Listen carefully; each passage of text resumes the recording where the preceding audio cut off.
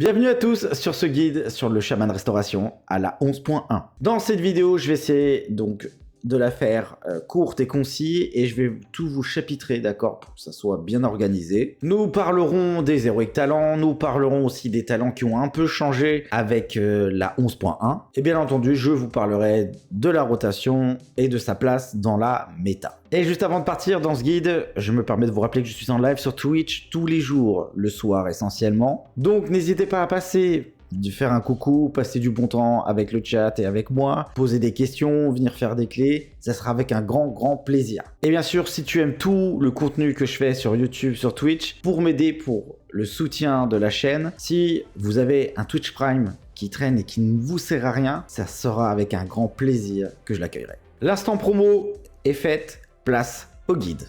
Et on y va dans ce guide, on va parler tout de suite des héroïques talents. Donc, nous allons parler que de l'aspect totémique, l'aspect farcir on la laisse de côté car c'est une bonne spé mais beaucoup trop dur à sortir du HPS et des dégâts, beaucoup de management, de micro-management dans tous les sens, on n'est pas là pour ça, on va parler du plus efficace, l'aspect totémique. Et donc on y va, pour l'aspect totémique, tout va se jouer sur votre pluie qui passe en totem déferlant, d'accord, et qui heal 30% en plus, d'accord, donc pour le reste, je vous laisse lire par vous-même, par curiosité, mais ce dont je vais vous parler, ça va être que sur l'élément tourbillonnant. Et donc, qu'est-ce qu'il faut retenir de ce passif-là? C'est qu'à chaque fois que vous allez poser le totem déferlant, il y aura 3 buffs qui vont en sortir. En gros, le prochain cast, le prochain afflux que vous allez faire va heal 2 personnes, il va se cast 40% plus vite. Et sur le buff de terre, quand vous allez poser votre prochain totem guérisseur, la salve qui va en sortir de guérison, va appliquer Vivter à 150%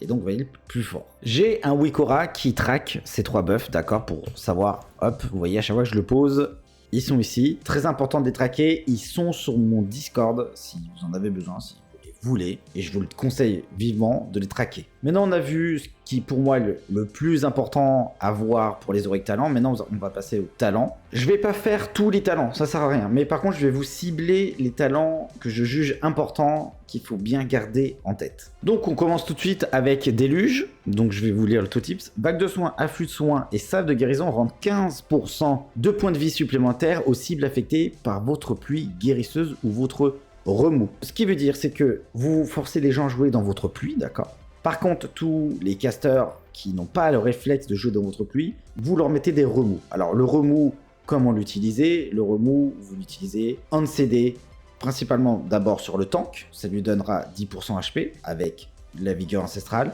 Quand vous allez appliquer le remous, ça va leur mettre la vigueur. Mais aussi au DPS un peu feignant d'aller dans votre pluie, et ben c'est très important de leur mettre pour booster vos prochains heals et leur appliquer la vigueur aussi au DPS distance, bien sûr. Pour la suite, donc pluie acide, donc à chaque fois que vous mettez votre pluie, vous la mettez à moitié sur les ZAD et à moitié sur vos mates. En gros, quand je dis à moitié, c'est que je laisse toujours de la place pour les distances, pour qu'ils soient dans la pluie, qu'ils ne soient pas non plus dans les ZAD. D'accord? Il faut que la pluie touche un peu les ZAD et qu'il y ait de l'espace vers vous, on va dire, parce que vous allez jouer dans la pluie automatiquement, de la place derrière les ZAD pour que tous les DPS distance s'installent. Comme ça, vous faites des dégâts, vous boostez vos heals, et tout le monde est content. Autre talent important, ça va être écho des éléments, donc remous et explosion de lave ont une charge supplémentaire, évidemment, c'est mandatory. Avec les changements de la saison 2, donc on va venir jouer avec le porte-marée et l'eau coalescente, donc il y a d'autres gens qui jouent avec éveil ancestral. Moi, je suis moins fan, je vous invite à essayer, à être curieux, mais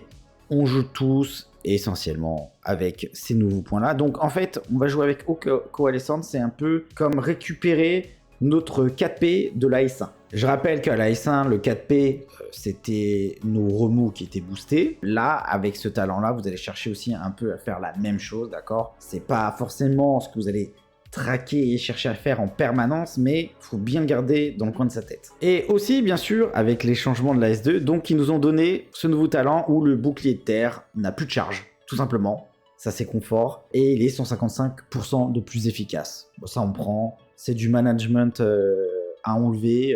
C'est top. Autre talent aussi auquel vous devez traquer absolument, ça va être donc le raz-de-marée. Je lis, lancer remous confère 2 charges de raz-de-marée. Raz-de-marée réduit de 20% le temps d'incantation de votre prochaine vague de soins ou salve de guérison ou augmente de 30% les chances d'effet critique de votre prochain afflux de soins. Donc ça, vous devez le traquer. Il y aura des moments où ce sera très important de jouer avec. Et en dernier talent important dont nous allons parler, ça va être la marée haute. Donc dépenser 1 million de points de mana confère marée haute qui augmente les soins des 2 prochaines salves de guérison de 10% et les empêche de diminuer à chaque rebond. Donc ce buff là, c'est la petite goutte qui va se trouver au-dessus de votre personnage là en buff. C'est un buff, c'est le seul cas où vous allez utiliser la salve de soins castée. La salve, elle se caste toute seule, d'accord, quand vous posez un totem de heal. Voilà. Et ce buff-là, quand vous mettez un totem guérisseur, le totem guérisseur en profite de ce buff-là. Mais si vraiment vous avez besoin d'un support, d'un soutien heal conséquent, vous pouvez poser vos totems guérisseurs, il va faire sa salve de guérison, et vous allez refaire une salve de guérison derrière. Et là, en plus de ça, vous allez donc sortir aux coalescentes et vous aurez le prochain remous qui sera boosté. Donc on a un peu vu tous les talents à droite. Le reste, je vous laisse aller regarder par curiosité, mais là j'ai pour moi soulevé les points importants, d'accord? Après, dans la suite du guide, nous parlons du gameplay. Tout ce qui est à gauche, pareil. Donc tous mes talents sur chaque donjon, ils sont sur mon Discord. Il y a des talents à prendre et d'autres à enlever en fonction des donjons. Il y a des choses qui me concernent, de mes préférences ou non. Donc je vous invite à aller voir, venir à la limite sur le stream et en discuter de pourquoi je prends ci ou pourquoi je prends ça, je vous expliquerai avec plaisir. Donc nous allons parler du 2P4P. Donc ce qu'il faut retenir, c'est qu'à chaque fois que vous allez poser votre totem déferlant, il y a 2 buffs qui vont se mettre au hasard sur votre groupe. Ce buff là, il l'appelle assurance. Je vous conseille de le traquer sur qui il est. Donc c'est un buff, d'accord, tout simplement qui va rendre de la vie. Si quelqu'un passe en dessous de 40%, il se fait consommer direct, ce buff-là. Sinon, c'est une hotte qui tourne, sinon ils sont au-dessus. Et quand votre buff assurance est consommé, ça augmente votre prochain afflux de 10%. C'est toujours sympa. Je vous cache pas, je pense que c'est un peu léger, ça nécessite un petit buff. Mais on prend. Pour les stats sur le Shaman Resto, donc tout d'abord évidemment l'e-level, prio e-level. Puis on va chercher l'intel, et évidemment, ça c'est le classique. Mais après, derrière, nous allons chercher crit, puis la poly. Et maintenant, on passe au gameplay. Donc, je vous mets en fond une plus 16 Flamme Mourard que j'ai faite hier. Et le premier tips, c'est votre remous. Votre remous, vous le mettez on CD. Il ne doit jamais rester dans votre sac. On l'applique tout le temps sur tout le monde. Le tank, si c'est un pack ou un boss où il se prend des Tongue-Busters, vous l'appliquez on CD sur le tank. Mais si c'est plutôt des dégâts appliquez sur le groupe qui fait mal, et le tank ne subit pas spécialement de dégâts, appliquez-le sur tous les DPS. Vous êtes la dernière personne, à part si c'est une mécanique qui vous cible, évidemment, mais si c'est sur des dégâts AOE, mettez le remous sur tous les DPS, et évidemment sur les mécaniques ciblées. Donc, si le tank est ciblé, bien sûr, vous mettez le remous. Si c'est, par exemple, en l'occurrence, dans la VOD, le Boomy, qui est très fragile en plus, on le met sur le Boomy. Même s'il n'y a pas de dégâts qui arrivent, vous mettez tout le temps, on CD, le remous sur tout le monde, d'accord? On n'oublie pas, ça applique 10% d'HP en plus, d'accord? Et ça augmente vos soins sur la target. Deuxième tips, la salve de guérison.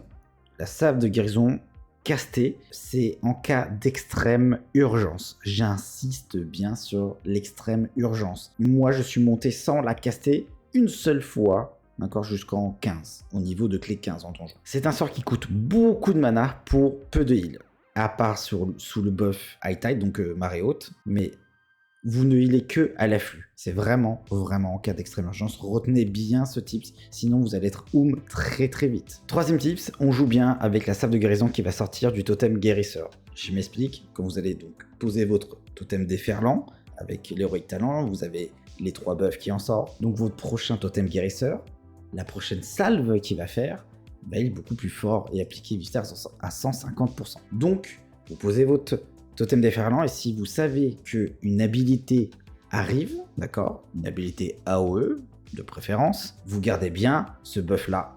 Et dès qu'il y a l'AOE, boum, vous posez le totem guérisseur. Et là, vous faites un afflux, parce qu'il y a aussi les 2 autres buffs où l'afflux, 2 personnes. Et là, vous allez top le groupe juste en 2 touches. Quatrième tips, n'économisez pas vos CD offensifs. Donc votre ascendance, votre totem de marée, votre Pyrindling totem, je ne sais plus comment il s'appelle en français, j'ai un trou de mémoire, mais n'hésitez pas à appuyer dessus, d'accord? Le problème déjà en healing, c'est que les débutants gardent trop ces CD là, mais en chaman, c'est très important de les dépenser. Ce sont des gros CD de heal et vraiment appuyer dessus, ça va beaucoup vous aider et ça va vraiment booster votre heal à mort. Cinquième tips, et un tips un peu plus global, faites-vous une belle interface, d'accord? Claire, lisible. Vous voyez, ici, je vois d'un seul coup d'œil tous mes CD défensifs. D'un seul coup d'œil, ici, je vois tous mes CD heal, donc mes CD offensifs. C'est très important de les voir directement. Qu'est-ce qui me reste? Ok. Directement, on voit ce qui nous reste et ça, c'est très important. Pour le sixième tips, ça va être plutôt au niveau des dégâts. Donc, on vous demande de faire des dégâts en healer. Donc, vous rentrez dans un pack, vous mettez votre Orient de Flamme. Comme ça va vous donner des procs de Lava Burst de temps en temps. Mais sinon, vous encastez. Et quand vous encastez, vous avez le proc mettre des éléments. Quand vous avez ce buff-là, ça vous augmente en puissance, en HPS, votre prochain afflux.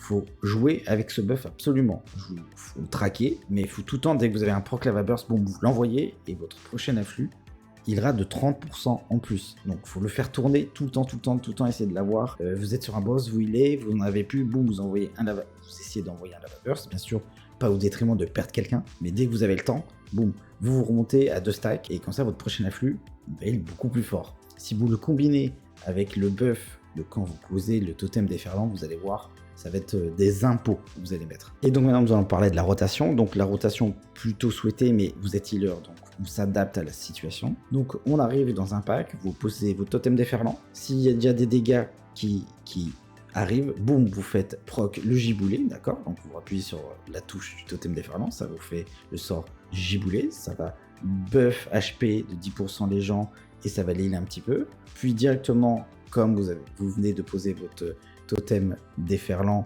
vous avez vos 3 buffs. Donc là directement, on pose un totem guérisseur, la salle de guérison qui est boostée. On attend de voir ce qui se passe, on s'adapte et là, on va partir sur de l'afflux. De l'afflux, on dit bien à ses mates de jouer dans la pluie, ça vous aide, ça rapporte des dégâts sur les ZAD et ça va les heal beaucoup plus fort s'ils sont dedans. Donc c'est tout bénéf pour tout le monde. Et si, bien sûr, il faut envoyer un peu plus fort, vous pouvez faire double totem guérisseur. Vous pouvez rappeler ce totem pour vous redonner un stack de totem guérisseur, ou si vraiment c'est un coup dur, et vous mettez un petit totem démarré. Voilà, ça va être beaucoup plus fort. Et évidemment, s'il y a besoin de burst sur une session d'AO très forte, là, vous passez en ascendance. Et là, personne ne peut mourir. Donc voilà, on a vu les tips, on a vu la rota.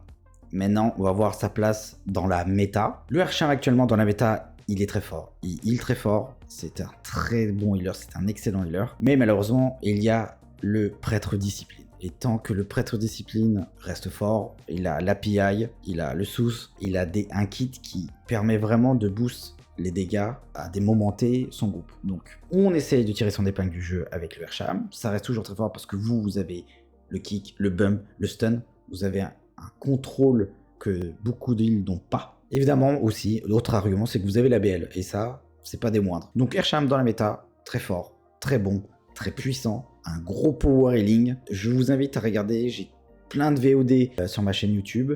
Sinon, si vous avez besoin, je suis en live tous les jours, comme je l'ai dit, venez poser des questions, et ce sera avec un grand plaisir que j'y répondrai. Et voilà, le guide touche à sa fin, donc j'espère que ça vous a aidé, j'espère que ça vous a appris des trucs, j'espère que ça vous a donné aussi envie de jouer Hersham. N'hésitez pas, je suis en live, d'accord, toujours pareil, je vous aiderai au possible. J'ai déjà commenté des runs de viewers. Sinon, on n'oublie pas le pouce bleu, le commentaire, d'accord. Dites-moi ce que vous en pensez. On n'oublie pas de s'abonner, évidemment. Et je vous dis à la prochaine, c'était Goodface.